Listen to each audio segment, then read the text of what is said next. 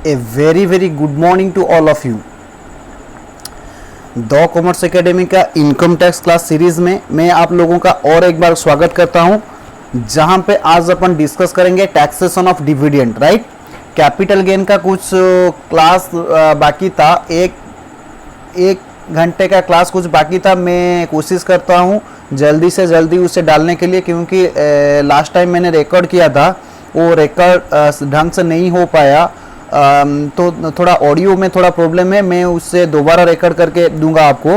लेकिन आज अपन डिस्कस करेंगे टैक्सेशन ऑफ डिविडेंड का। राइट, तो टैक्सेशन ऑफ डिविडेंड के बाद हम पीजीबीपी का सेक्शन शुरू कर देंगे।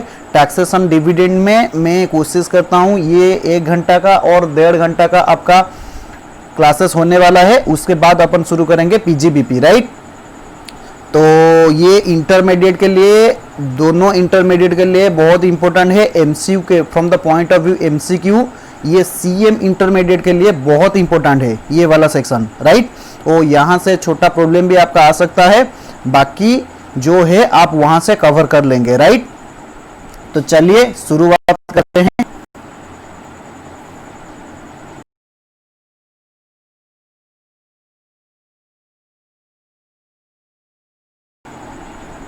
Okay, taxation of dividend and deemed dividend. तो डिविडेंड क्या है? Dividend means any portion of profit distributed by company among the share holder, उससे अपन क्या कहेंगे? डिविडेंड कहेंगे। मैंने कैपिटल जब आपको IFOS हम लोगों ने पढ़ रहे थे, वहां पे मैंने बताया था जो भी डिविडेंड होगा that will be taxable under the income from other sources. Right, in case dividend received from an Indian company that is fully exempted हो जाएगा। अगर आप इंडियन कंपनी से कुछ डिविडेंड रिसीव कर रहे हो, अगर आप डिविडेंड रिसीव कर रहे हो कौन से भी फॉरेन कंपनी से, वो आपका फुली टैक्सेबल हो जाएगा under the head of income from other sources. Right, वो मैंने बताया था आपको जब हमने पढ़ रहे थे इनकम फ्रॉम अदर सोर्स का चैप्टर। राइट, जो भी मैं आपको बताया था डिविडेंड का कुछ सेक्शन बाकी है, वहां पे आज अपन कवर करने वाले हैं। राइट, पहले मैं आपको बता दूं टाइप्स ऑफ कंपनी, कितने तरह की कंपनी होता है जहां से अपन क्या रिसीव करते हैं? टैक्स डिविडेंड रिसीव करते हैं। राइट, टैक्सेशन की पॉइंट ऑफ व्यू से हमने यहाँ पे 3 कंपनी को कवर करेंगे, जो है आपका इंडियन कंपनी, दूसरा आएगा आपका फॉरेन कंपनी, तीसरा आएगा आपका डोमेस्टिक कंपनी। राइट, तो प्लीज आप यहाँ पे थोड़ा कॉन्सेंट्रेट कीजिए। ऑल पीपुल पे your attention here. Right, Indian company means any company registered or incorporated in India that will be called as Indian company। जो भी कंपनी आपका इंडिया में रजिस्टर हो रखा है according to the Indian company act 2013 that will be called as your Indian company. Right sir foreign company कौन सा होगा? जो भी कंपनी इनकॉर्पोरेटेड आउटसाइड इंडिया में हो रखा है उसे अपन क्या कहेंगे? फॉरेन कंपनी कहेंगे। सर यहाँ डोमेस्टिक कंपनी का मतलब क्या है? सर वेदर इंडियन कंपनी और डोमेस्टिक कंपनी का मतलब सेम है? नहीं। डोमेस्टिक कंपनी का मतलब ये है ऑल इंडियन कंपनी और domestic company.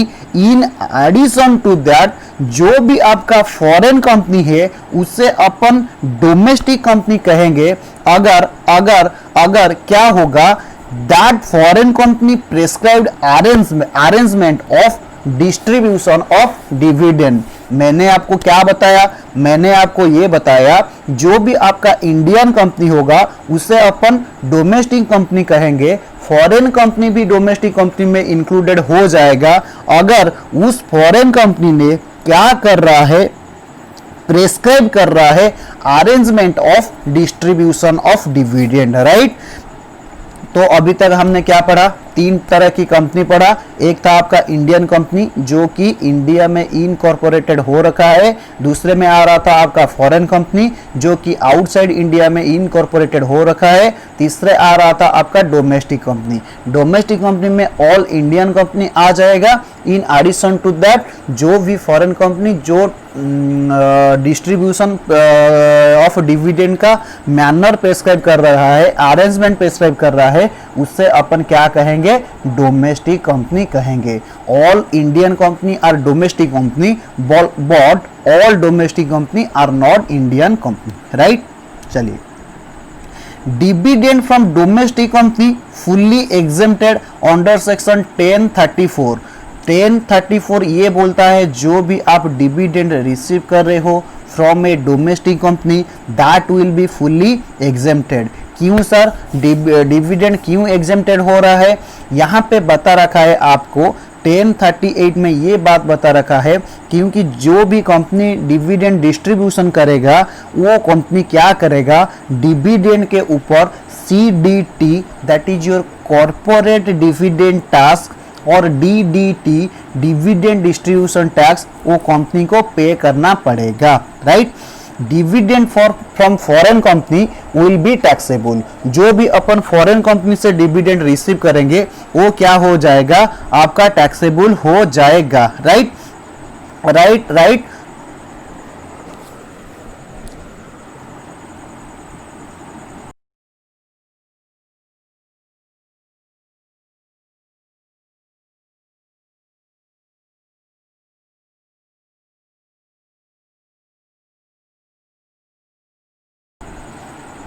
Right, dividend foreign company will be fully taxable हो जाएगा, लेकिन डिविडेंड अपन डोमेस्टिक कंपनी से रिसीव कर रहे हैं वो 1038 के हिसाब से वो क्या हो जाएगा, आपका फुल्ली एग्जेम्प्ट हो जाएगा, right. Dividend received from foreign company will be taxable at a normal rate. अगर अपन ने फॉरेन कंपनी से डिविडेंड रिसीव कर रहे हैं वो नॉर्मल रेट से टैक्सेबल हो जाएगा, right. And treated as income from the other source. मैंने आपको पहले से बता रखा है जो भी डिविडेंड टैक्सेबल होगा that will be taxable under the head of income from other source, right. Income from other source में ये क्या हो जाएगा, आपका डिविडेंड टैक्सेबल हो जाएगा, राइट। अगर ये एसएससी इंडिविजुअल होगा तो भी नॉर्मल रेट लगेगा, HUF AOP BOI होगा फिर भी नॉर्मल रेट पे टैक्सेबल हो जाएगा, राइट राइट राइट। चलिए नेक्स्ट अपन का एक सेक्शन आ रहा है that is your section 115 BBD। Section 115 BBD that is dividend from foreign company का क्या ट्रीटमेंट होगा, कैसे ट्रीटमेंट होगा वो बता रखा है। चलिए अपन डिस्कस करते हैं। पहला सेक्शन आपका आ रहा है सेक्शन 115 BBD, राइट।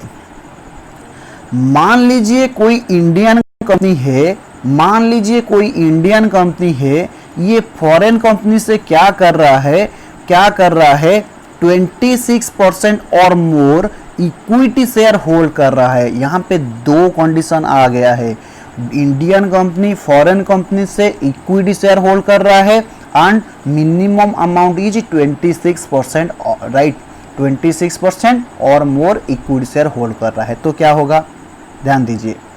यहाँ पे मैं आपको बता दूं ये जो सेक्शन आपका 115 BBD है that is for corporate person के लिए है। Section 115 BBD is for corporate person, right. ये आपको बोल रहा है any dividend received by Indian company it will be taxable at a rate of 15%, that will be your special rate आ जाएगा। जो भी इंडियन कंपनी फॉरेन कंपनी से डिविडेंड रिसीव कर रहा है वो 15% के रेट में टैक्सेबल हो जाएगा, राइट। चलिए, लेकिन कंडीशन क्या है, वो फॉरेन कंपनी का minimum 26% share hold, equity share hold करना चाहिए। उसके बाद आ जाता है ये जो स्पेशल रेट यहाँ पे एप्लीकेबल होगा ऑन ग्रॉस डिविडेंड। ध्यान दीजिए, अभी हम समझेंगे ग्रॉस डिविडेंड का मतलब क्या है, राइट। राइट। मान लीजिए डिविडेंड रिसीव हुआ है आपका 10 लाख का, एक्सपेंसेस चार्जेस हो गया आपका 1 lakh, that means net dividend हो जाएगा आपका 9 lakh and gross dividend will be 10 lakh. That means Indian company को इस एग्जाम्पल में 10 लाख के ऊपर 15% रेट से टैक्स देना पड़ेगा, 15% रेट से टैक्स देना पड़ेगा, राइट। Okay okay. और एक बात मैं आपको बता दूं, हमने इंट्रोडक्शन क्लास में पढ़ा था सरचार्ज। यहाँ पे जो भी सरचार्ज होगा एप्लीकेबल हो जाएगा अगर ये इंडियन कंपनी का टोटल इनकम 1 करोड़ को एक्सीड करेगा तो सरचार्ज का प्रोविजन भी आ जाएगा। If such Indian companies income is exceeding 1 crore rupees then surcharge applicable हो जाएगा। यहाँ तक हमने क्या पढ़ा? हमने पढ़ा 115 BBD कॉरपोरेट पर्सन के लिए एप्लीकेबल है। अगर कोई इंडियन कंपनी फॉरेन कंपनी से 26% से ज़्यादा इक्विटी शेयर होल्ड कर रखा है देन दैट इंडियन कंपनी जो भी क्या रिसीव करेगा, डिविडेंड रिसीव करेगा, that will be taxable at a rate of 30%। उसके बाद आ रहा है ये जो स्पेशल रेट 15% वाला प्रोविजन पी चिदम्बरम साहब ने लाया था, उससे पहले 30% नॉर्मल रेट लग रहा था।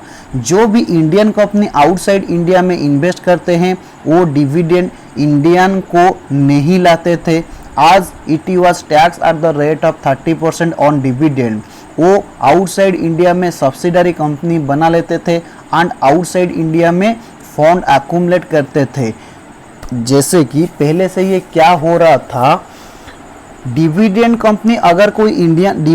अगर कोई इंडियन कंपनी बाहर से रिसीव कर रहा था वो फ्लैट रेट 30% से टैक्सेबल हो रहा था।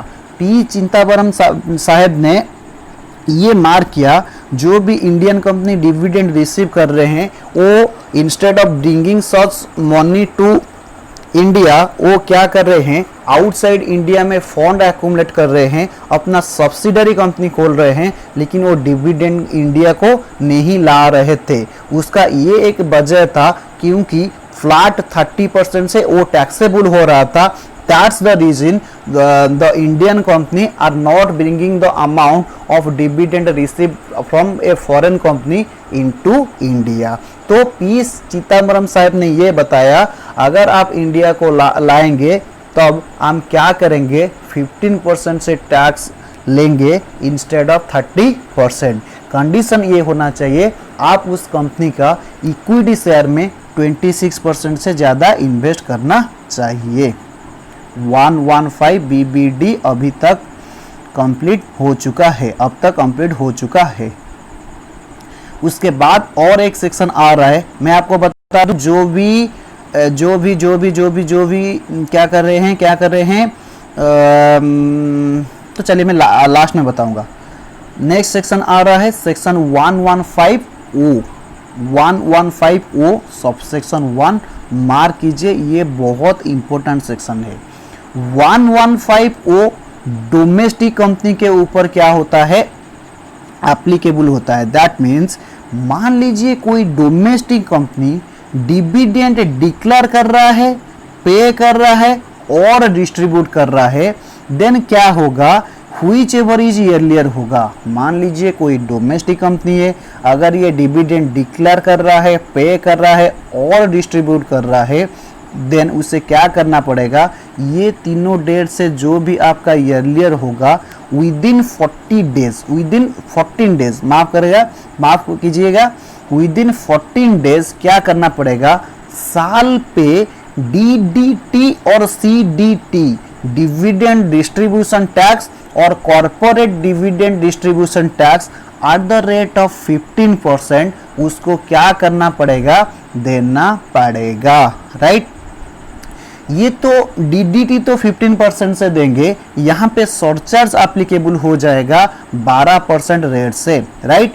और 4% हायर एजुकेशन से ये ऑलवेज ध्यान दीजिए, ये always irrespective of amount of dividend आपका चार्ज हो जाएगा। मैंने आपको क्या बताया, 115O ये सेक्शन बता रहा है अगर मान लीजिए कोई भी domestic company dividend distribution paid और डिक्लेयर कर रहा है, देन उसे क्या करना पड़ेगा, within the 14 days of such declaration और पेड और distribution whichever is earlier, उसे DDT at the rate of 15% पे करना पड़ेगा, surcharge at the rate of 12% and higher and education cess 4% से पेमेंट करना पड़ेगा।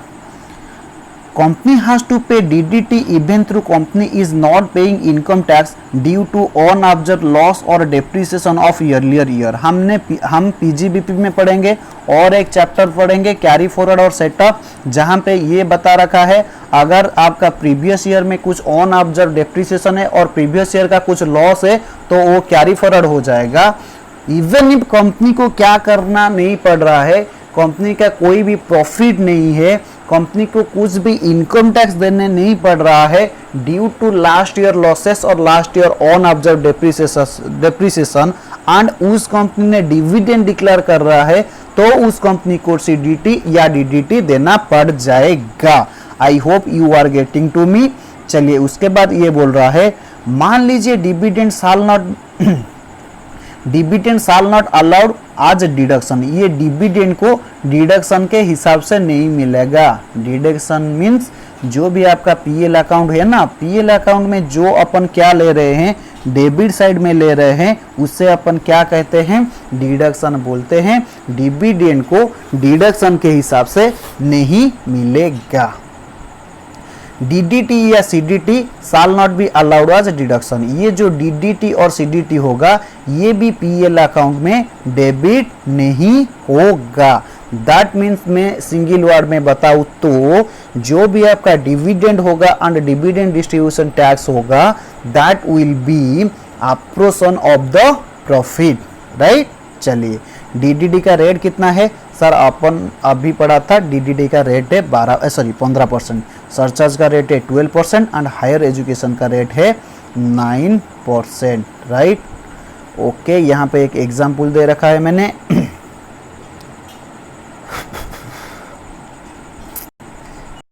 यहाँ पे बड़ा इंटरेस्टिंग चीज है जिसको बाद में अमेंडमेंट कर दिया अरुण जेटली साहब ने। क्या हो रहा था, मान लीजिए कोई टाटा लिमिटेड एक है जिसने डिविडेंड पे कर रहा है 500 करोड़ रुपीस का डिविडेंड पे कर रहा है, उसके ऊपर DDT कितना लग जाएगा, 15% लग जाएगा, ये आ जाएगा आपका 75 करोड़, राइट। सरचार्ज जो भी 12% होगा ये किसके ऊपर आ जाएगा, अमाउंट ऑफ CDT और DDT के ऊपर कैलकुलेट हो जाएगा। ये जो हायर एजुकेशन सेस है ये 75 प्लस 19 84 के ऊपर 4% आपका हायर सेकेंडरी एजुकेशन सेस आ जाएगा। टोटल टैक्स यहाँ पे आ जाएगा आपका 87.36 करोड़, राइट। सर यहाँ पे इफेक्टिव रेट कितना आएगा, इफेक्टिव रेट मीन्स मैं 500 करोड़ का डिविडेंड दे रहा हूँ और मेरा डिविडेंड डिस्ट्रीब्यूशन टैक्स है 87.36%, तो मैं बता दूं मेरा इफेक्टिव रेट हो जाएगा amount of dividend amount of tax divided by amount of dividend, जो आपका आ जाएगा 17.472% आ जाएगा आपका इफेक्टिव रेट। ध्यान दीजिए, इसी चीज को अमेंडमेंट किया गया बाद में। कैसे अमेंडमेंट किया गया, देखिए ये जो भी प्रोविजन आ रहा था अप टू 30 सितंबर 2014 तक था। जब आपका अच्छे दिन का सरकार आ गया, यानी मोदी जी का सरकार आ गया, तो उसे अरुण जेटली साहब ने कुछ अमेंडमेंट किया। कैसे अमेंडमेंट किया मैं आपको बता दूं। मान लीजिए टाटा दे रहा है एक 100 रुपीज डिविडेंड, राइट। CDT कितना दे होगा, तो सर 15% हो जाएगा। दैट मीन्स इन्वेस्टर लोग, दैट मीन्स जो भी आपका शेयर होल्डर लोग होंगे उनको कितना मिलेगा, सर 85 रुपीज मिलेगा। तो अरुण जेटली साहब ने ये मार्क किया, अच्छे दिन का सरकार ने ये मार्क किया यहाँ पे, तो डिविडेंड जो पे हो रहा है ये 100 रुपीज में कैलकुलेट हो रहा है। दैट मीन्स इन्वेस्टर जो भी शेयर होल्डर लोगों को मिल रहा है 85, लेकिन डिविडेंड कैलकुलेट हो रहा है 100 रुपीज में। तो अरुण जेटली साहब ने ये कॉन्सेप्ट लाया, उस 80 रुपीज को पहले ग्रॉस ऑफ करेंगे। ग्रॉस ऑफ सर कैसे करेंगे, ग्रॉस ऑफ सर कैसे करेंगे, मैं आपको एक एग्जाम्पल के माध्यम से बता रहा हूं। 1 अक्टूबर 2014 के बाद क्या हो रहा है, ये ग्रॉस ऑफ कॉन्सेप्ट का अरुण जेटली ने लाया था, जहां पे ये बताया गया, ध्यान दीजिए, एबव एग्जाम्पल में टाटा ने कितने रुपए का डिविडेंड दे रहा है सर, 500 करोड़ का डिविडेंड दे रहा है। दैट मीन्स ये तो 85% है ना, ये 85% है। दैट मीन्स अरुण जेटली साहब ने ये सोचा इतना अमाउंट किसको जाने वाला है, शेयर होल्डर को जाने वाला है। दैट्स व्हाई इसके ऊपर हम डिविडेंड नहीं लेंगे।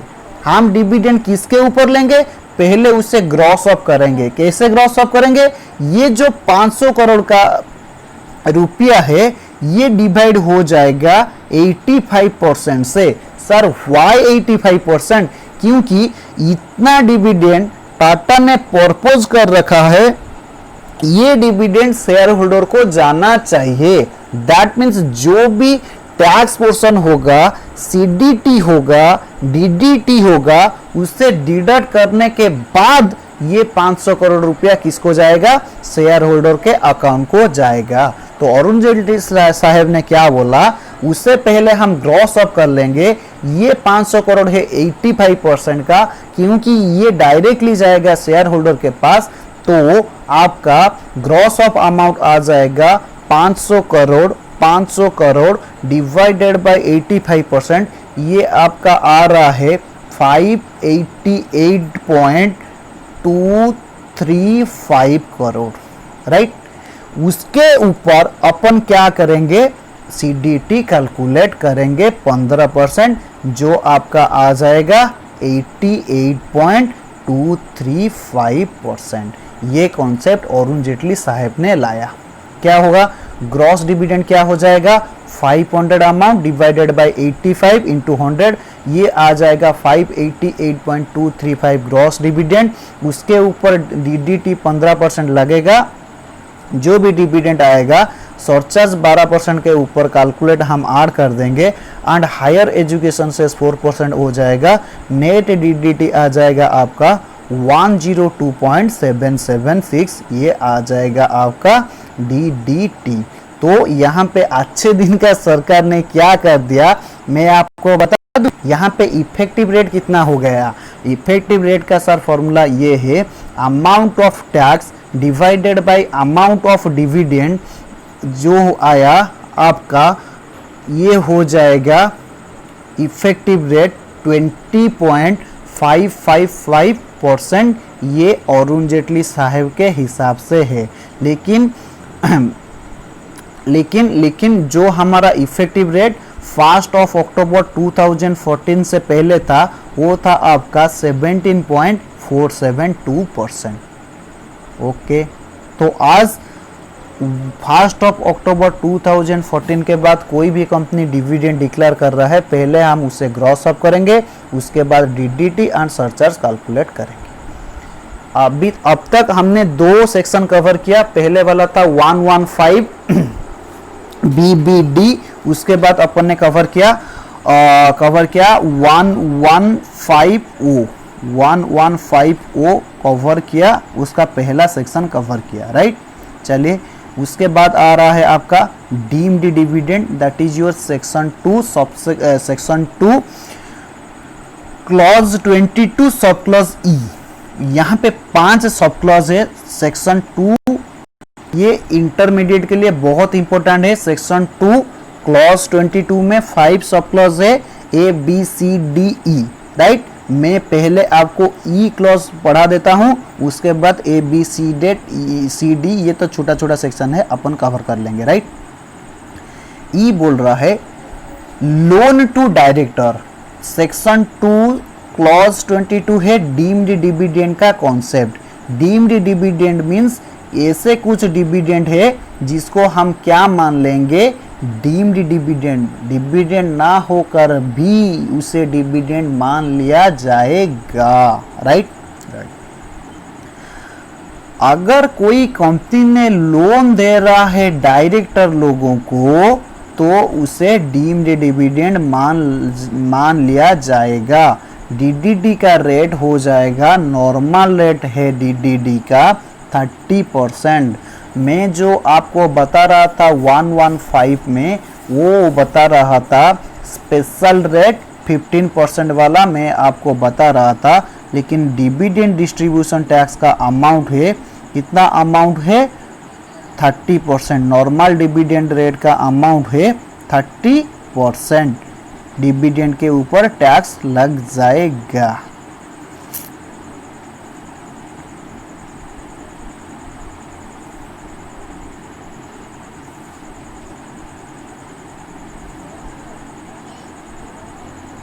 राइट, उसके ऊपर 12% आपका सरचार्ज आ जाएगा, 4% हायर एजुकेशन सरचार्ज आ जाएगा। हियर ग्रॉस ऑफ का फंडा नहीं लगेगा। ग्रॉस ऑफ का फंडा ऐसे कुछ जगह है जहां पे ग्रॉस ऑफ का फंडा नहीं लगेगा। डीम्ड डिविडेंड केस में ग्रॉस ऑफ का फंडा नहीं लगेगा।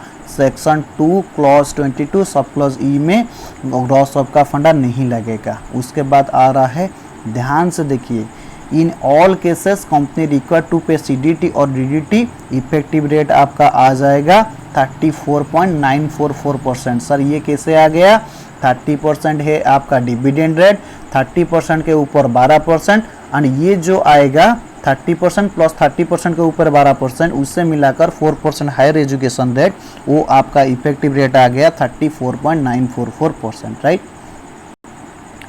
Reduction in dividend distribution tax और सीडीटी क्या हो रहा है? प्लीज प्लीज प्लीज और people please pay your attention here. क्या हो रहा है? मान लीजिए कोई टाटा कंपनी था, एक डोमेस्टिक कंपनी, वो एक था किसका होल्डिंग कंपनी था? टाइटन लिमिटेड का एक होल्डिंग कंपनी था, टाटा लिमिटेड कंपनी। तो क्या हुआ, ओन 60% इक्विटी शेयर। तो टाटा कंपनी ने होल्डिंग कंपनी था टाइटन लिमिटेड का, जिसने 60% इक्विटी शेयर होल्ड कर रखा था। Right, okay. ये टाटा भी डोमेस्टिक कंपनी है, टाइटन लिमिटेड भी डोमेस्टिक कंपनी है। तो क्या हुआ, यहां पे टाटा कंपनी ने डिविडेंड डिक्लेयर किया 100 करोड़ रुपीस का डिविडेंड डिक्लेयर किया टाइटन लिमिटेड ने। राइट, सब्सिडरी कंपनी ने डिविडेंड डिक्लेयर किया। तो dividend distribution tax with in 15 days में पेमेंट करना पड़ेगा under section 115O। Right, 115O में आपका स्पेशल रेट लग जाएगा डोमेस्टिक कंपनी के ऊपर 15%। Right, okay. तो देखिए देखिए देखिए देखिए देखिए क्या हुआ, ये जो 100 करोड़ का डिविडेंड डिक्लेयर किया, 100 करोड़ का 60% जो है वो किसका शेयर हो जाएगा?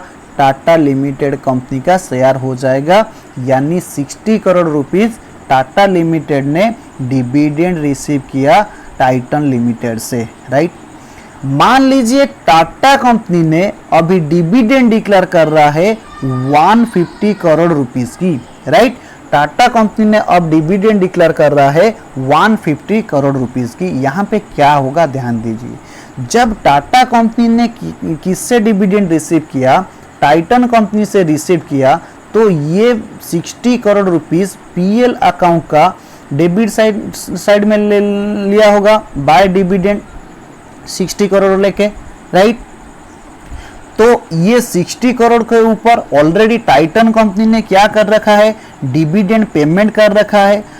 तो जब भी डिविडेंड पेमेंट होगा तो डिविडेंड फ्रॉम टाइटन कंपनी जो रिसीव कर रखा है टाटा कंपनी ने, दैट मीन्स होल्डिंग कंपनी ने सब्सिडरी कंपनी से जो डिविडेंड रिसीव कर रखा है उसके ऊपर ऑलरेडी पेमेंट सीडीटी हो चुका है by subsidiary company. That means उसके ऊपर और एक बार टैक्स नहीं होगा, वो रिड्यूस हो जाएगा यहाँ पे 60 crore. And Tata limited 90 crore rupees के ऊपर डीडीटी देगा। राइट राइट, यहाँ पे जो 90 करोड़ होगा उसे ग्रॉस अप करना पड़ेगा। ग्रॉस अप मैंने आपको ये वाला जो ऊपर 222 सब क्लॉज ई पढ़ाया था वहां पे ग्रॉस अप नहीं होगा, लेकिन बाकी केस में अरुण जेटली साहब के हिसाब से ग्रॉस अप आपको करना पड़ेगा according to section 115O, right. मैंने आपको क्या बताया, मान लीजिए कोई दो डोमेस्टिक कंपनी है, एक डोमेस्टिक कंपनी होल्डिंग है, दूसरा का Tata company holding company, subsidiary company है टाइटन लिमिटेड। टाइटन कंपनी ने मान लीजिए कुछ डिविडेंड डिक्लेयर कर रखा है, 100 करोड़ का डिविडेंड डिक्लेयर कर दिया सब्सिडरी कंपनी। देन 100 करोड़ को रुपीस में जो भी आपका डीडीटी होगा उसने पेमेंट कर दिया होगा। मान लीजिए टाटा कंपनी ने टाइटन में 60% शेयर होल्ड कर रखा था, तो टाटा कंपनी का डिविडेंड में शेयर कितना आ जाएगा सर, 100 करोड़ में 60%, that means 60 crore rupees dividend आ गया।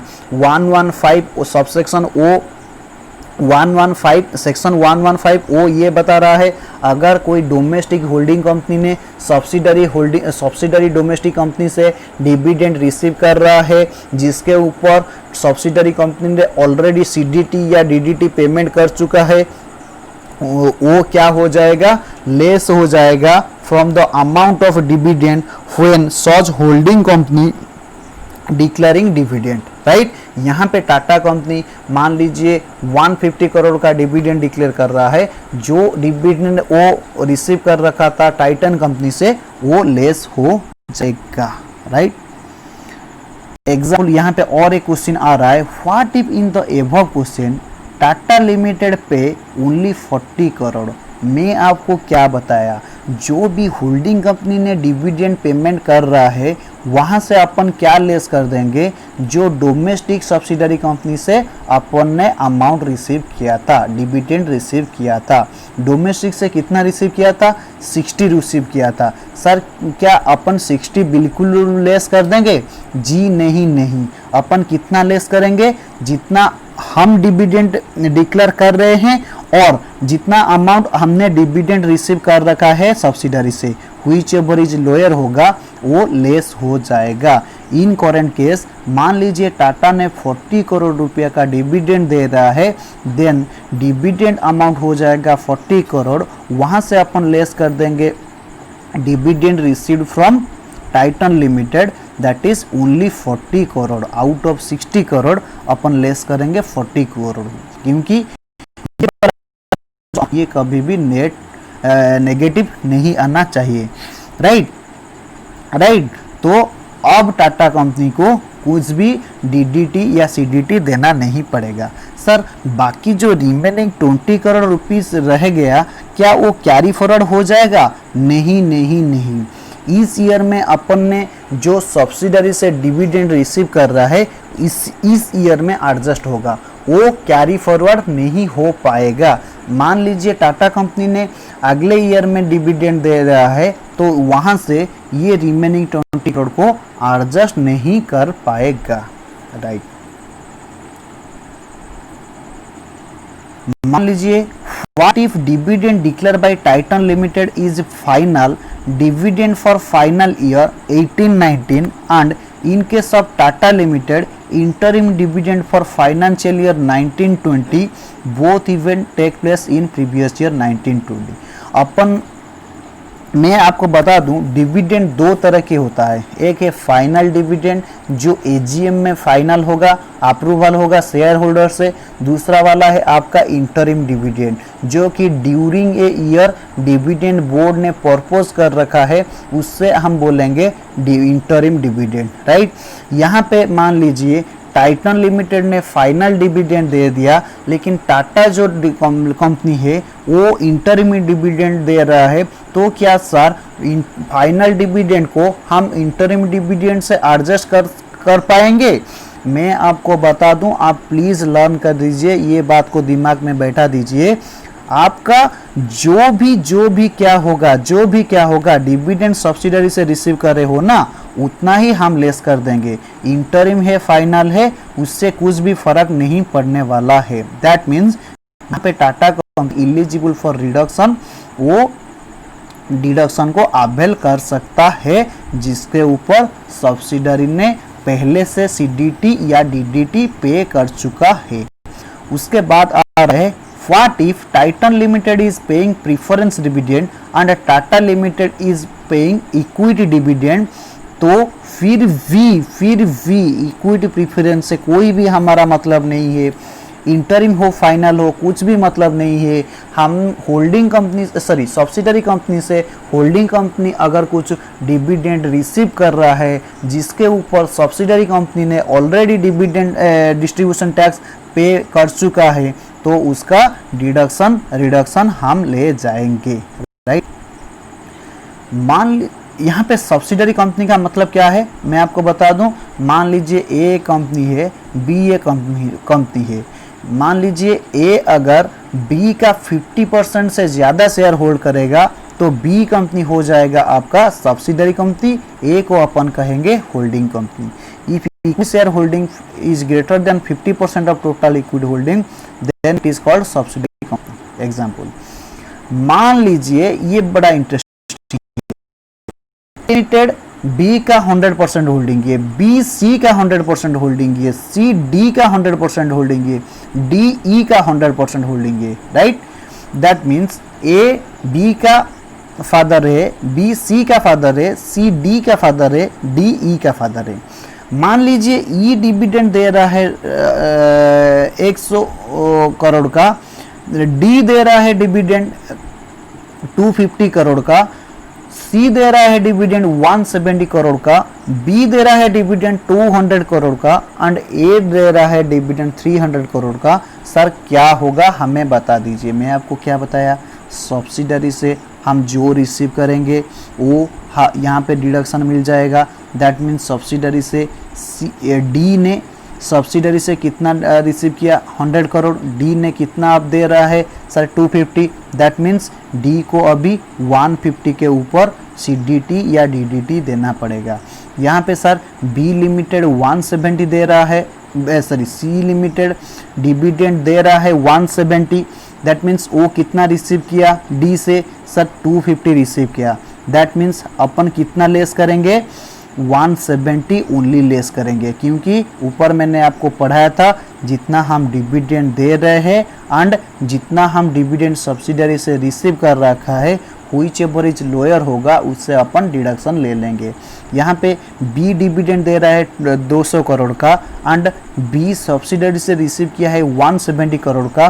दैट मीन्स यहाँ पे बी को रिडक्शन मिल जाएगा 170 करोड़ का, बी को 30 करोड़ रुपये के ऊपर टैक्स देना पड़ेगा।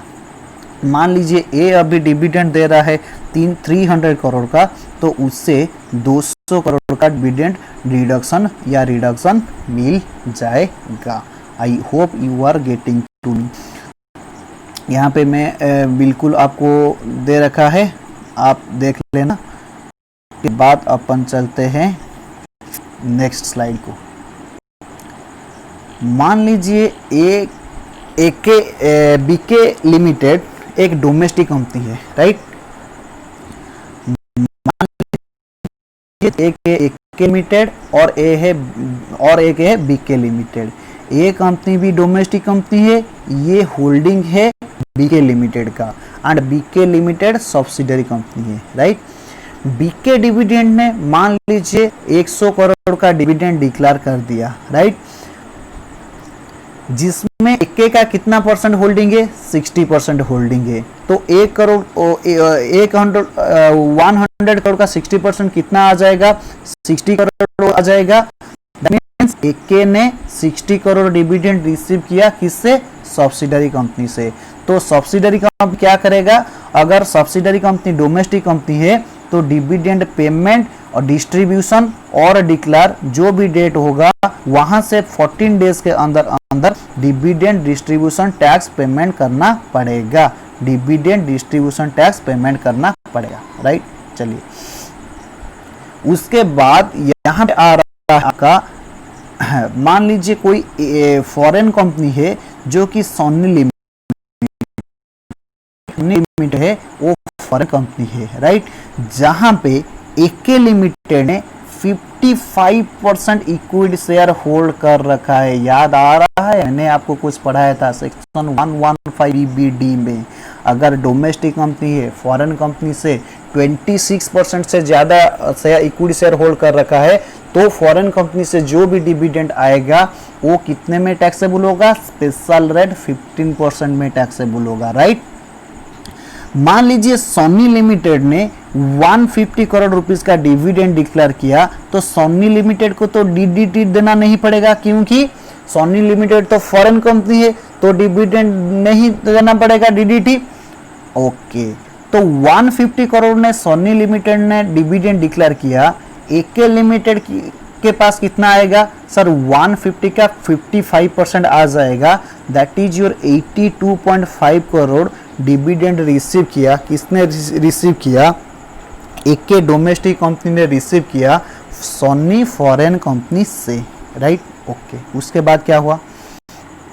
मान लीजिए एके कंपनी ने, एके लिमिटेड ने डिविडेंड डिक्लेयर किया 300 करोड़ का।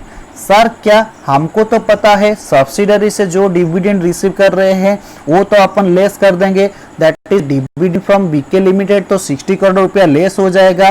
सर क्या जो सोनी लिमिटेड से अपन ने डिविडेंड रिसीव कर रहे हैं वो क्या लेस हो जाएगा?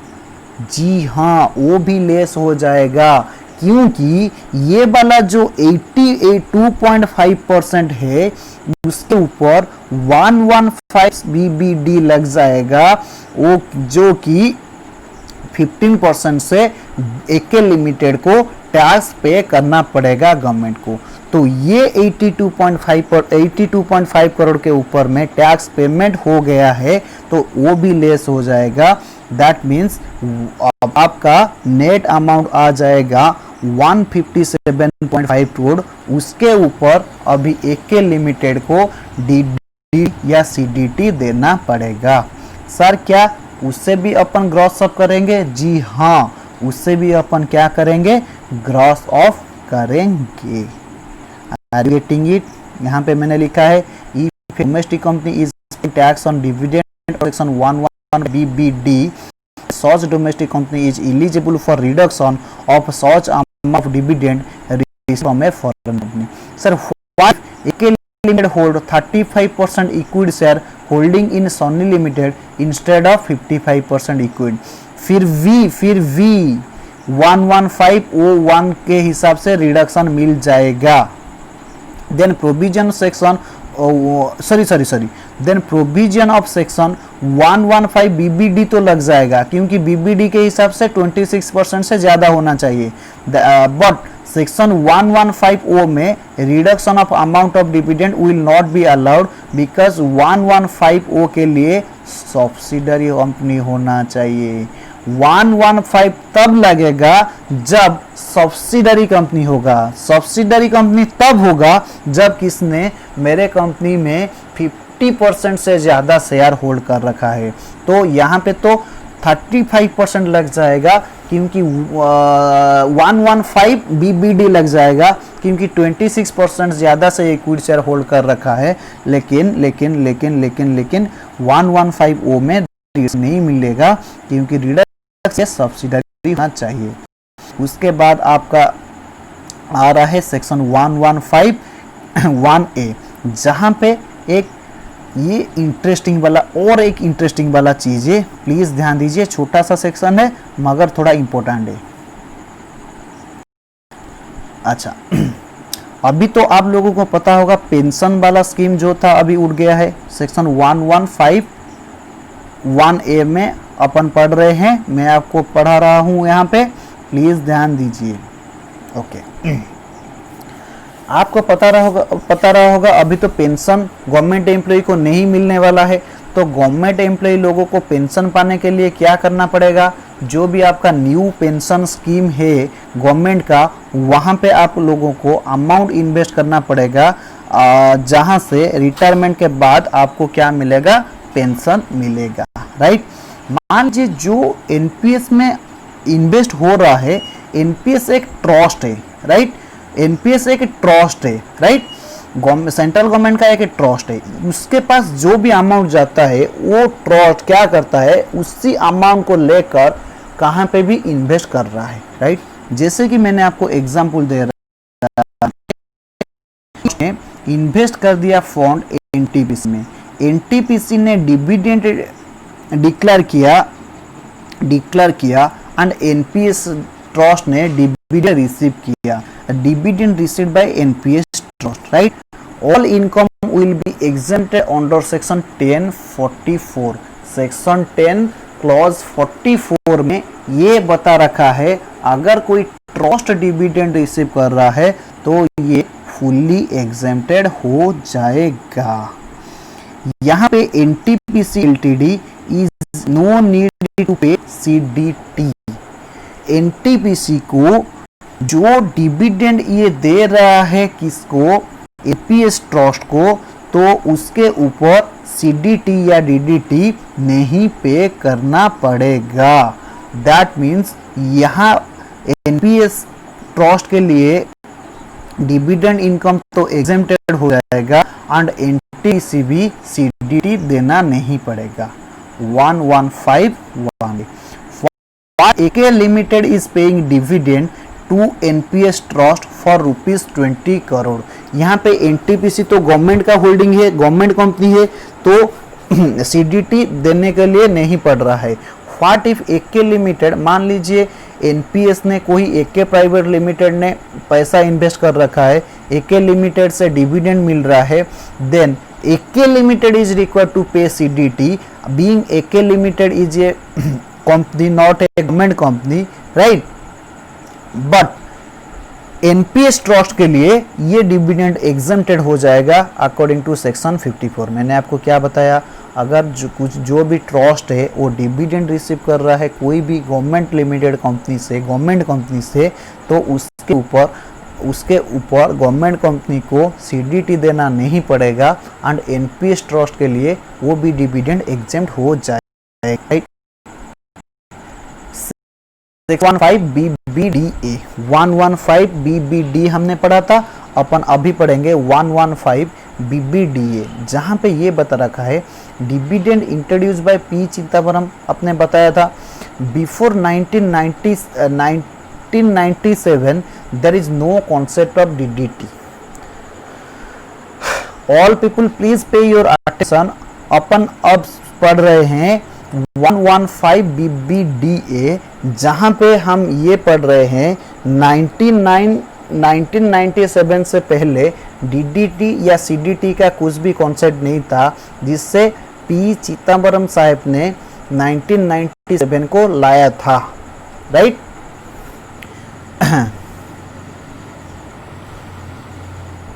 चलिए यहाँ पे मैंने आपको एग्जाम्पल दे रखा है, मान लीजिए, राइट, यहां पे कोई मिस्टर एके था जो कि share holder of TCA limited. TCA limited ने मान लिया डिविडेंड डिक्लेयर किया 50 लाख रुपया का, राइट। मिस्टर एके के लिए ये एग्जेम्प्टेड हो जाएगा अंडर सेक्शन 1034 में, क्योंकि ये डिविडेंड डोमेस्टिक कंपनी से रिसीव कर रहा है, राइट। टीसीए कंपनी को डीडीटी पे करना पड़ेगा अंडर सेक्शन 1150, जहां पे ये लिखा है जो भी आपका डोमेस्टिक कंपनी है अगर ये डिविडेंड डिक्लेयर पे या डिस्ट्रीब्यूट कर रहा है तो 40 डेज के अंदर क्या करना पड़ेगा, सीडीटी देना पड़ेगा। जहां पे ग्रॉस ऑफ का कॉन्सेप्ट आ रहा था उसके हिसाब से सीडीटी आ जाएगा आपका 15%, सरचार्ज आ जाएगा आपका 12%, हायर एजुकेशन से आ जाएगा आपका 4%, जिससे मिलाकर आपका इफेक्टिव रेट आ जाएगा 20.555%। ऑलरेडी मैंने आपको ये डिस्कस कर रखा है, राइट। मिस्टर ऑटली के ये सोच अगर 115 नहीं होता, dividend income in hand of Mr. AK at a normal rate, that is 30% on income above of ₹10 lakh, right। Mister Arun Jaitley ने ये सोचा अगर 115 में नहीं अट्रैक्ट होता then dividend income will be taxable in hand of Mr. AK at normal rate, that is 30% on income above of rupees 10 lakh, but due to section 1150 government को only 20.555% मिल रहा है। मैं आपको क्या बताया सुनिए, मैं आपको स्लैब रेट पढ़ाया था 2,50,000 तक एग्जेम्प्टेड है, 2,50,000 से 5 लाख तक 5%, 5 लाख से 10 लाख तक 20%, 10 लाख को एक्सीड करेगा तो 30% लग जाएगा। यहाँ पे 115 की वजह से गवर्नमेंट को कितना मिल रहा है, सिर्फ 20.555% मिल रहा है। अगर मिस्टर एके के हाथ ये टैक्सेबल होता तो मिस्टर एके का मान लीजिए अगर कोई भी इनकम नहीं है, अगर अलग कुछ भी इनकम नहीं है, तो उसका इनकम 10 लाख को एक्सीड करता, देन ए के हैंड में 30% में ये टैक्सेबल हो जाता। लेकिन यहाँ पे गवर्नमेंट को कितना मिल रहा है, सिर्फ 20.555% मिल रहा है, जो कि इनके लिए क्या है, बहुत नुकसानदायक है, राइट। देन अरुण जेटली ने एक नए सेक्शन इंसर्ट किया, नए सेक्शन को जाना, इसका नाम section 115BBDA, and according to section 115BBDA this section person received resident person received dividend from domestic company और कंपनीज। मान लीजिए कोई रेसिडेंट पर्सन डिविडेंड रिसीव कर रहा है और वो डिविडेंड 10 लाख को एक्सीड कर रहा है, then such person is liable to pay tax at the rate of 10% on dividend amount exceeding rupees 10 lakh, right। के हिस्से अगर इनकम आप 10 लाख एक्सीड करेगा तो आपको 10% टैक्स देना पड़ेगा उस डिविडेंड अमाउंट के ऊपर, okay. Now in the above case, Mr. AK will be liable to pay tax at the rate of 10% on rupees 40 lakh, that is 50 lakh minus 10 lakh, जो भी आपका 40 लाख आएगा उसके ऊपर AK को 10% से टैक्स देना पड़ेगा। Even though TCA Private Limited is paying CD at the effect is 20.555%. However, expenses incurred to receive such dividend will not be exempted. जो भी अपन कर रहे हैं उस डिविडेंड को रिसीव करने के लिए वो एग्जेम्प्ट नहीं होगा। दिस सेक्शन कहाँ पे एप्लीकेबल नहीं होगा, मैंने आपको 115BD ये पता है। अगर कोई SSC individual SSC domestic company से डिविडेंड रिसीव कर रहा है एंड उस डिविडेंड का अमाउंट 10 लाख को एक्सीड कर रहा है, देन जो भी अमाउंट 10 लाख को एक्सीड करेगा उसके ऊपर 10% डीडी देना पड़ेगा। Now in the above case, Mr. AK is liable to pay tax at the rate of 10% on rupees 40 lakh. Okay.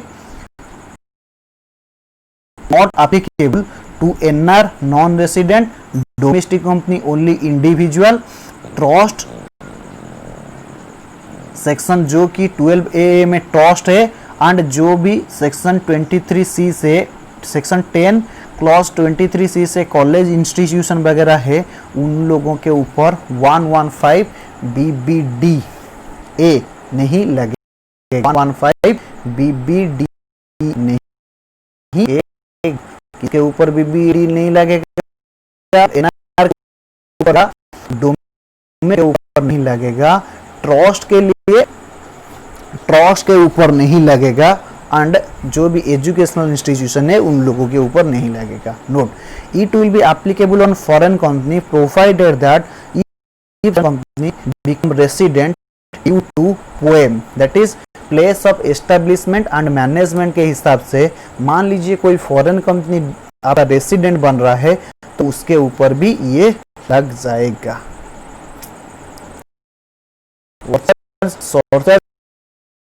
Total income of mister AK, okay. Mister AK receive dividend of rupees 15 lakh, right. 10 lakh तो exempted हो जाएगा under section 1034 के हिसाब से। 1034 ये यहाँ पे एक दे देना, 10 लाख तो एग्जेम्प्टेड हो जाएगा, बाकी जो 5 लाख है उसके ऊपर 10% से लग जाएगा according to section 115 BBD। Okay okay okay sir, समझ में आ गया। अब क्वेश्चन आ रहा है whether 250 lakh basic exemption is applicable in respect of such 5 lakh. No, basic exemption का जो भी बेनिफिट है ये 115 BBDA में एप्लीकेबल नहीं होगा due to special rate of tax. Okay, any income taxable on special rate के अगेंस्ट में बेसिक एग्जाम्पशन का बेनिफिट नहीं लेगा एक्सेप्ट 112, 112A। सर 112A क्या है? Long term capital gain in case of equity share, equity oriented mutual fund, business trust unit, unit of business trust.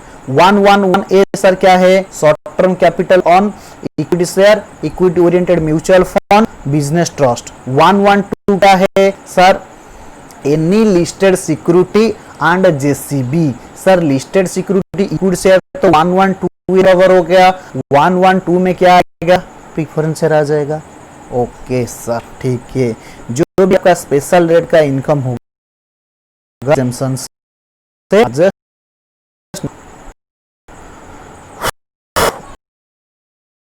बाकी है मैं कर रहा हूं के अंदर उससे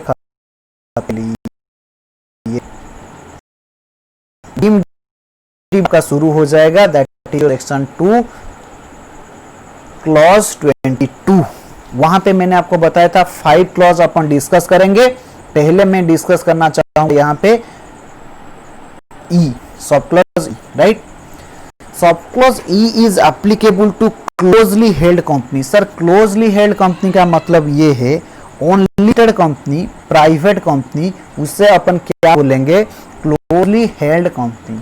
अगर मान लीजिए कोई क्लोजली हेल्ड कंपनी है, मैं आपको एक केस बता रहा हूं, आप ध्यान देना।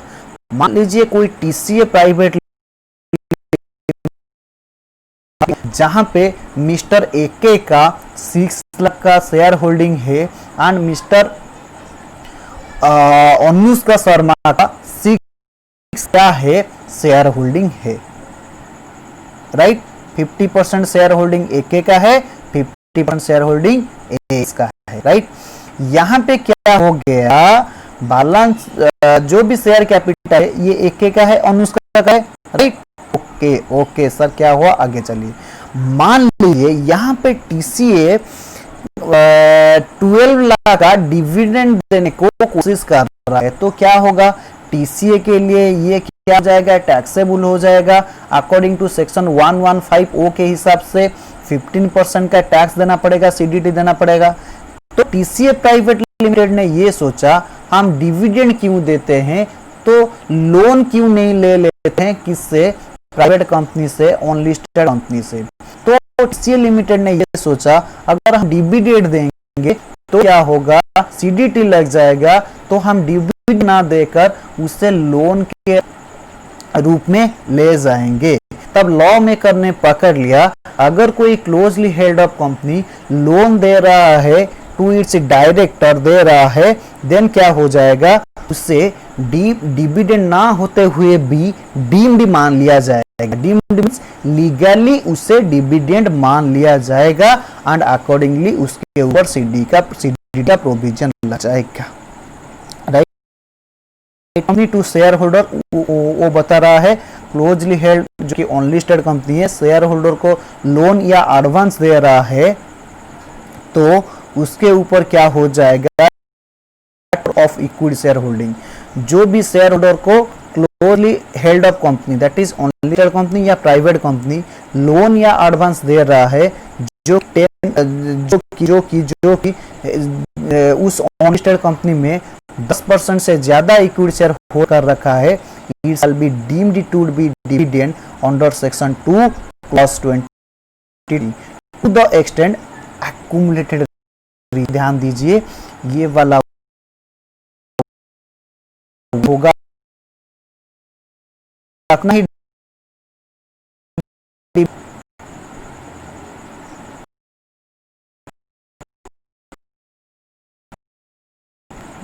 ही अक्यूमुलेटेड डिविडेंड होगा उतना तक क्या मान लिया जाएगा, डीम्ड डिविडेंड मान लिया जाएगा। जैसे कि अक्यूमुलेटेड रिजर्व कितना था, 12 लाख का था, मान लीजिए एक के को दे रहे हैं 6 लाख, एस को दे रहे हैं 6 लाख, तो ये 12 लाख डीम्ड डिविडेंड मान लिया जाएगा।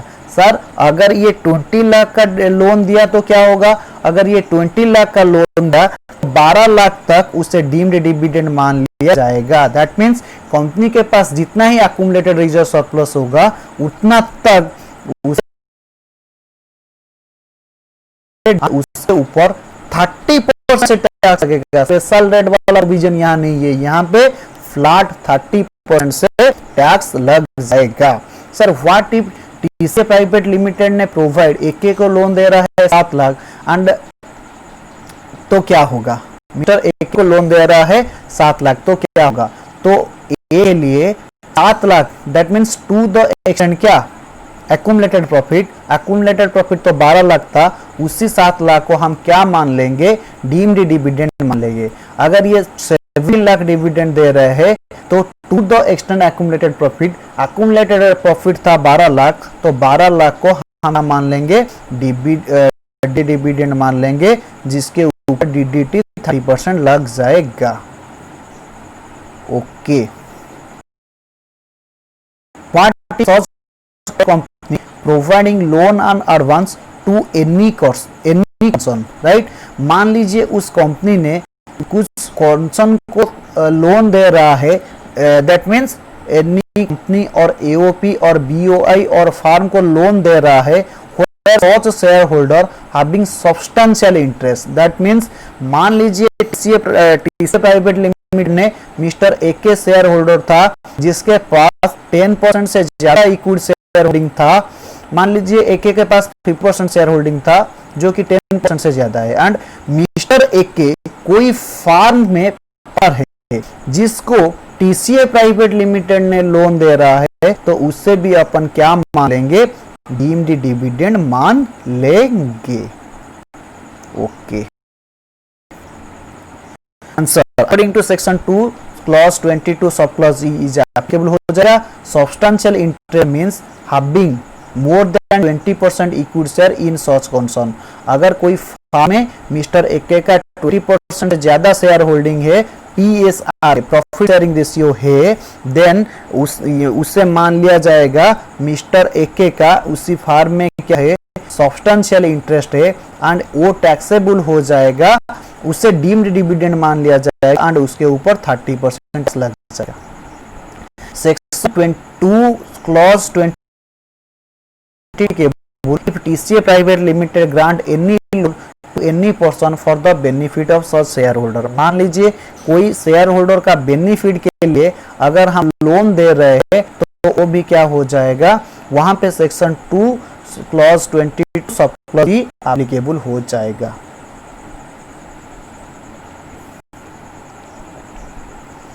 दैट मीन्स मान लीजिए टीसीए प्राइवेट लिमिटेड ने एके का एक ड्राइवर था, उससे क्या कर रहा है, लोन दे रहा है, इनडायरेक्टली के जो क्या हो रहा है, बेनिफिटेड हो रहा है, तो उससे भी डीम्ड डिविडेंड मान लिया जाएगा। According to circular of CBDT such provision shall not be applicable if such concern company AOP BOI और firm get some advance towards any job work nature of commercial transaction. ध्यान दीजिए, मान लीजिए TCA private limited ने कोई farm AOP BOI को क्या दे रहा है, लोन दे रहा है, right, that is nature commercial transaction है, और कुछ जॉब वर्क के लिए एडवांस दे रहा है, तो उससे डीम्ड डिविडेंड नहीं माना जाएगा।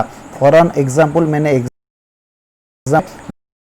प्राइवेट लिमिटेड एक क्लोजली हेल्ड कंपनी है, closely held company means unlisted company या प्राइवेट कंपनी, कोई फार्म एओपी बीओआई को लोन दे रहा है, एडवांस दे रहा है, जो क्या कर रहा है, सच फार्म और एओपी और बीओआई टीसीए प्राइवेट लिमिटेड के लिए कुछ जॉब वर्क कर रहा है। सर जॉब वर्क का मतलब क्या है, मान लीजिए कुछ प्रिंटिंग कर रहा है, टीसीए प्राइवेट लिमिटेड एक एजुकेशन इंस्टीट्यूशन है, एक बॉडी कॉर्पोरेट को कंपनी को प्रिंटिंग के लिए दे रखा है, वो बॉडी टीसीए का क्या करेगा, जॉब वर्क करेगा, उसके लिए कुछ अगर एडवांस दे रहा है तो वहां सेक्शन 2 क्लॉज 22 सब क्लॉज ई एप्लीकेबल नहीं होगा।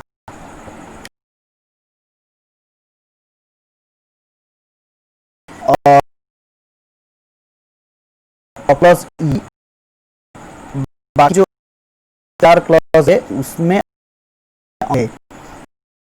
अपन कवर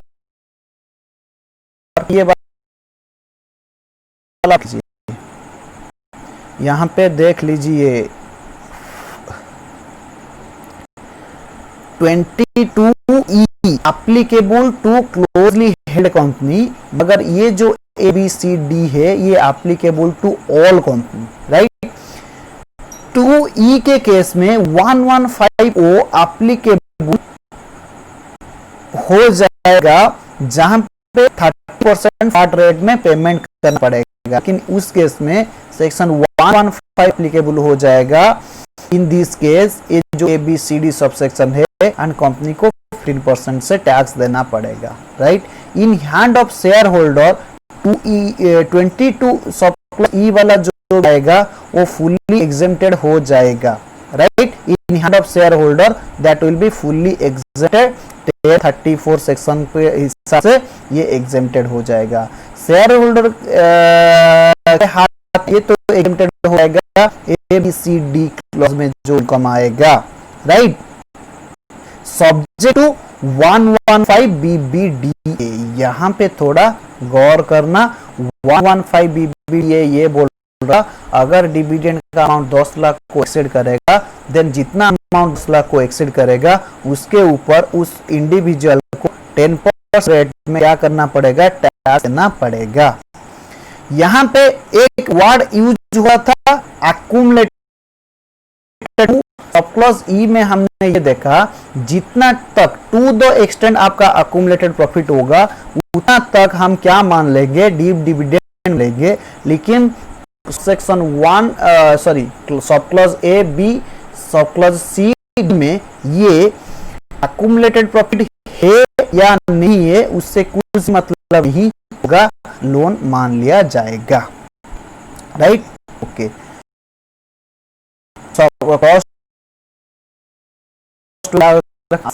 ए को क्या याद रखना, ओके। मान लीजिए कोई टीसीए प्राइवेट लिमिटेड था जो कि क्या कर रहा है, उन लोगों उन शेयर होल्डर को क्या कर रहा है, शेयर होल्डर के बीच में एसेट डिस्ट्रीब्यूट कर रहा है डिविडेंड ना देते हुए, तो क्या होगा।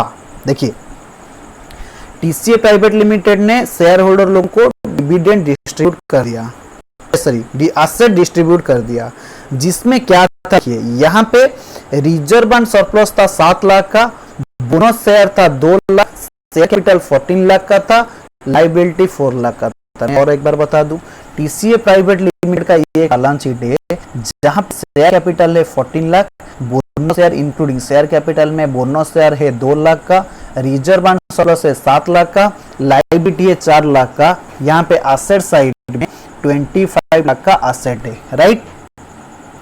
तो मान लीजिए टीसीए प्राइवेट लिमिटेड ने शेयर होल्डर के बीच में एसेट को डिस्ट्रीब्यूट कर दिया, जिस एसेट को डिस्ट्रीब्यूट किया जिसका बुक वैल्यू था 5 लाख में, मार्केट वैल्यू था 14 लाख, राइट।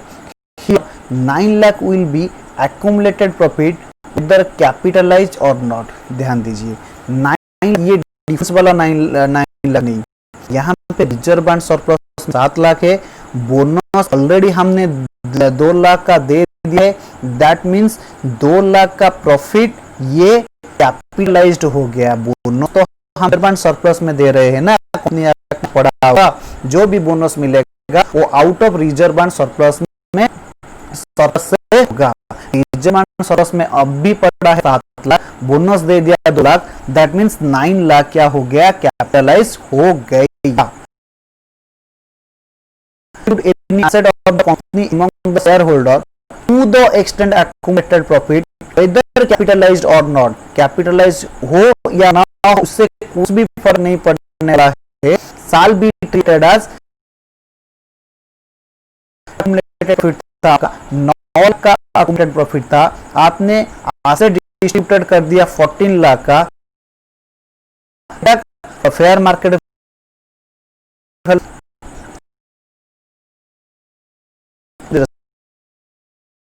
दैट मींस ये मान लिया जाएगा टीसीए प्राइवेट लिमिटेड ने 14 लाख का डिविडेंड डिस्ट्रीब्यूट किया। नहीं नहीं नहीं, to the extent accumulated profit, that means 9 lakh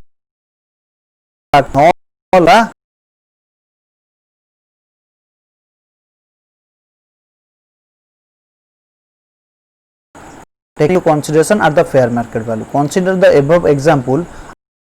मान लीजिए fair market value 10 lakh, dividend हो जाएगा 9 lakh, means to the end accumulated profit. यहाँ पे आपको बता देता हूँ, यहाँ पे 9 लाख का accumulated प्रॉफिट था, क्योंकि 7 लाख भी बढ़े एंड 2 लाख का बोनस दिया, तो 9 लाख का accumulated प्रॉफिट पड़ा था। आज से डिस्ट्रीब्यूटेड किया 5 लाख का बुक था, लेकिन फेयर मार्केट वैल्यू है 14 लाख, हम डीम डिविडेंड कितना तक मानेंगे? To the extent accumulated profit, whether capitalized और नॉट। ये कैपिटलाइज्ड हो या ना हो हमें कोई फर्क पड़ने वाला नहीं है। To the extent accumulated profit, that means 9 lakh को डिविडेंड मान लिया जाएगा। ₹2 डिविडेंड दिया, डिविडेंड तो होगा 9 लाख का, that means to the extent accumulated profit. मान लीजिए फेयर मार्केट वैल्यू था 4 लाख, सर डीम्ड डिविडेंड हम कितना मानेंगे? 9 लाख क्या मानेंगे? नहीं नहीं नहीं, जितना एसेट कंपनी डिस्ट्रीब्यूट कर रहा है to the extent accumulated profit, उसको डीम्ड डिविडेंड मान लेंगे। ये सेक्शन 2 क्लॉज 22 सब क्लॉज ई के हिसाब से। मान लीजिए 7 लाख फेयर मार्केट वैल्यू था, 7 लाख को हम क्या मान लेंगे? डीम्ड डिविडेंड मान लेंगे। Fair company giving bonus, it will not be treated as a distribution of asset. मान लीजिए कंपनी एसेट डिस्ट्रीब्यूटर ना करके बोनस शेयर दे रहा है, तो distribution of bonus in form of share उसे डीम्ड डिविडेंड नहीं माना जाएगा, क्योंकि ये डिस्ट्रीब्यूशन ऑफ एसेट नहीं है। Only divisible profit is to be considered, that is profit available for distribution of dividend।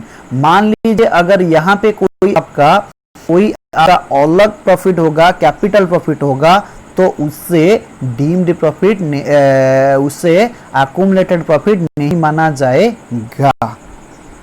Okay, बोल रहा है बी ट्रांसफर बॉन्ड। बी को आप कैसे याद रखेंगे? बॉन्ड के नाम पे याद रखेंगे। मान लीजिए कोई bonus to preference share holder दे रहा है, और बॉन्ड और डेब्ट और डिपॉजिट एनी शेयर होल्डर दे रहा है। Bonus to preference share holder होगा और बॉन्ड डेब्ट deposit to any share holder होगा। कंपनी ऑल शेयर होल्डर को डेब्ट, बॉन्ड या डिपॉजिट सर्टिफिकेट अगर दे रहा है, then to the extent capital profit, to the extent accumulated profit. यहां पे थोड़ा गलत हो गया,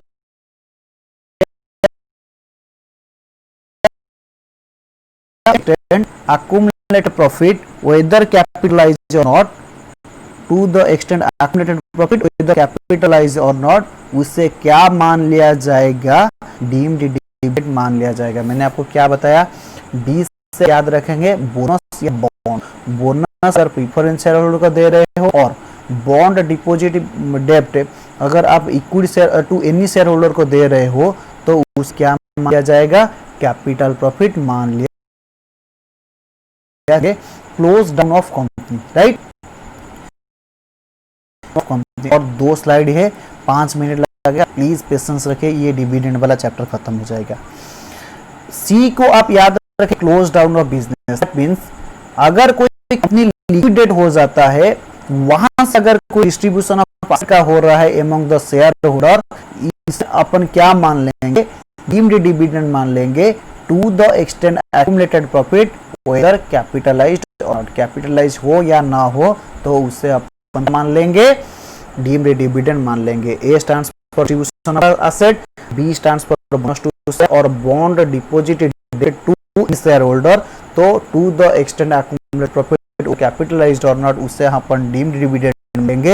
क्लॉज सी अपन याद रखेंगे, close of business, that means जब भी कंपनी कोई लिक्विडेट हो रहा है, अगर एसेट शेयर होल्डर के भी डिस्ट्रीब्यूट हो रहा है तो उससे अपन डिविडेंड मान लेंगे।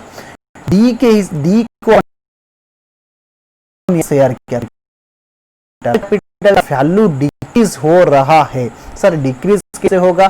फॉर एन एग्जांपल, मान लीजिए कोई टीसीएस प्राइवेट लिमिटेड था जहां शेयर कैपिटल था 1 लाख रुपया, that means 1000 share eight the rate of 100 था। एक शेयर का फेस था 100 रुपीज, 10,000 शेयर, तो शेयर कैपिटल आपका 1 लाख रुपया का था। मान लीजिए रिजर्व एंड सरप्लस 5 लाख रुपया का है, लाइबिलिटी 70,000 का है, कुल मिलाकर आपका 60-70 हो गया, 670 लाख हो गया। मान लीजिए 670 लाख है, राइट। मान लीजिए टीसीएस प्राइवेट लिमिटेड ने ये डिसाइड किया, यहाँ पे जो 100 रुपीज का वैल्यू है, 100 रुपीज का वैल्यू है, तो उससे क्या करेगा? डिक्रीज देगा, 20 रुपीज से डिक्रीज कर देगा, 20 रुपीज से फिर डिक्रीज कर देगा। एक थोड़ा होना यहाँ पे शायद गलत हुआ है, मैं और एक बार चेक देता हूँ। Face value of share decrease to,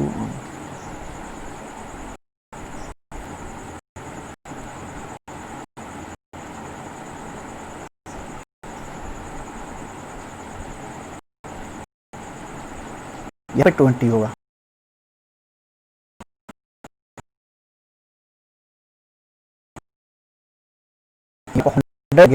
यहाँ पे 20 करेंगे, यहाँ पे करेक्शन कर देता हूँ। मान लीजिए 10,000 था और ये था 10 रुपया, राइट। ये 10,000 शेयर था, ये था 10 रुपया, ये थोड़ा गलत हुआ है, यहाँ पे करेक्शन कर गलत नहीं हुआ है, थोड़ा लिखने में हुआ है। मान लीजिए 10,000 share eight the rate of 10, company कर दिया, शेयर को अभी सोच रहा है ये जो 10 रुपीज 10 था उससे डिक्रीज कर देगा, 2 को रिड्यूस कर देगा, that means 10,000 rupees face value reduce कर दिया, 10,000 रुपीज टू 2, राइट। फेस वैल्यू को डिक्रीज कर दिया, ये जो 8 रुपया का डिक्रीज का उससे डिस्ट्रीब्यूट कर दिया among the share holder, right. कितना डिस्ट्रीब्यूट कर रहा है?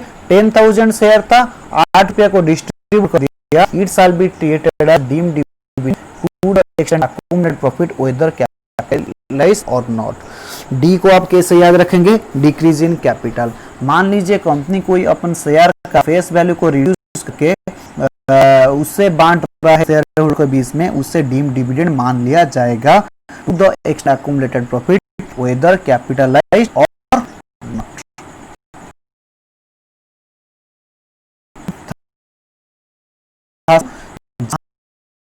A B C D E 5 sub class अब हम कवर किया।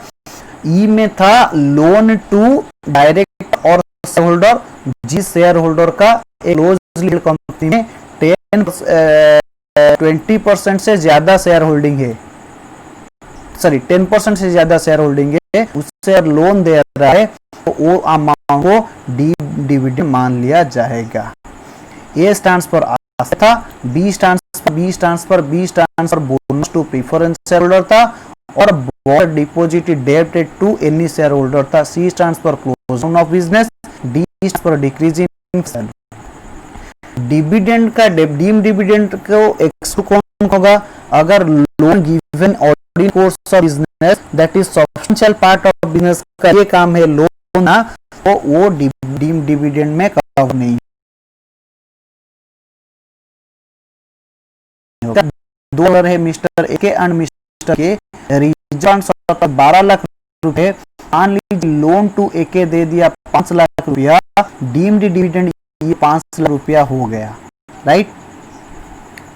मैं क्या बताया? टीसीएस प्राइवेट लिमिटेड है जहां तो शेयर होल्डर है मिस्टर ए के, दूसरा है मिस्टर बी के, राइट। इससे का 12 लाख रुपया का रिजर्व एंड सरप्लस था, that is accumulated profit. TCA ने एक एक 500 रुपये का क्या दे दिया, लोन दे दिया, तो ये डिविडेंड हो जाएगा सेक्शन 2 क्लॉज 22 प्लस ई में। तो सर मान लीजिए अभी कंपनी दे रहा है 2 लाख रुपया का डिविडेंड है, वहां से हमने ऑलरेडी 5 लाख डिविडेंड मान चुके हैं, राइट। ये 10 रुपये से जो 5 लाख मिस्टर एके को मिलेगा, ये डिविडेंड सेटअप हो जाएगा against loan to AK. That means जहां पे 22E के हिसाब से हमने डीम डिविडेंड मानकर टैक्स इंपोज कर दिया था, ये टफ हो जाएगा, राइट।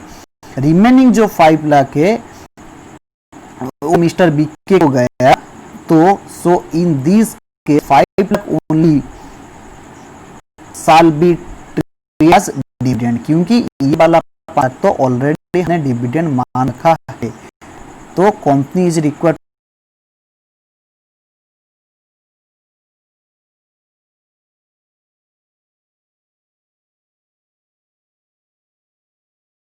में नहीं आएगा। पहले हम कवर किया loan given in ordinary business, ये डिविडेंड का नहीं कवर नहीं होगा। लोन जिसको ऑलरेडी अपन ने डिविडेंड मान रखा है, उसके बाद कोई डिविडेंड डिस्ट्रीब्यूट कर रहा है, देन ये डीम डिविडेंड सॉरी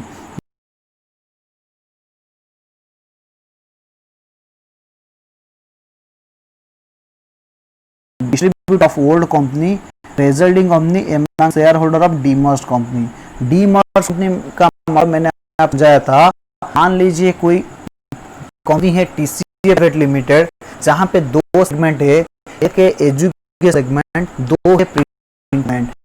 ये प्रिंटिंग सेगमेंट में लॉस हो रहा है, तो उसने क्या किया, प्रिंटिंग सेगमेंट को दे दिया किसी और एक कंपनी को। उससे अपन क्या बोलेंगे, डीमर्ज बोलेंगे, राइट। डीमर्ज केस में जो न्यू कंपनी को रिजल्टिंग कंपनी अपन रिसीव कर रहे हैं, तो उसे क्लॉज 22 प्लस सी अंडर डी इन प्रेफरेंस है यार। सी में क्या था, डाउन ऑफ बिजनेस, डी में क्या था, इंक्रीज इन वैल्यू। ये प्रेफरेंस होल्डर के ऊपर एप्लीकेशन नहीं होगा। दैट मींस क्लोज केस में प्रेफरेंस शेयर होल्डर को दे रहे हैं, डिक्रीज वैल्यू प्रेफरेंस शेयर को डिविडेंड नहीं माना।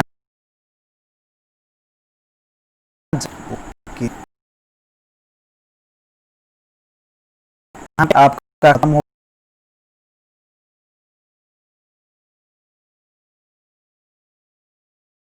रहा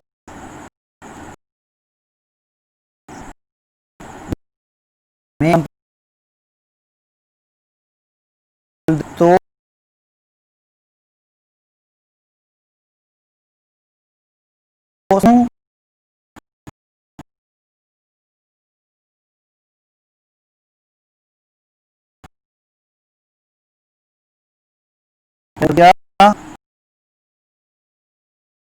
लो उससे अपन रेडी कर देंगे। ये आपके लिए मार्क हो गया। ले लिया स्क्रीनशॉट, ले लिया सर, हमने स्क्रीनशॉट ले उस एग्जाम को कर लेंगे।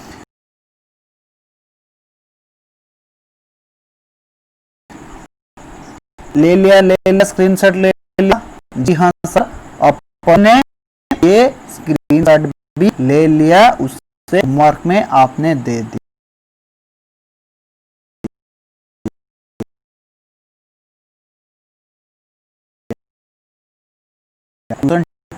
ओके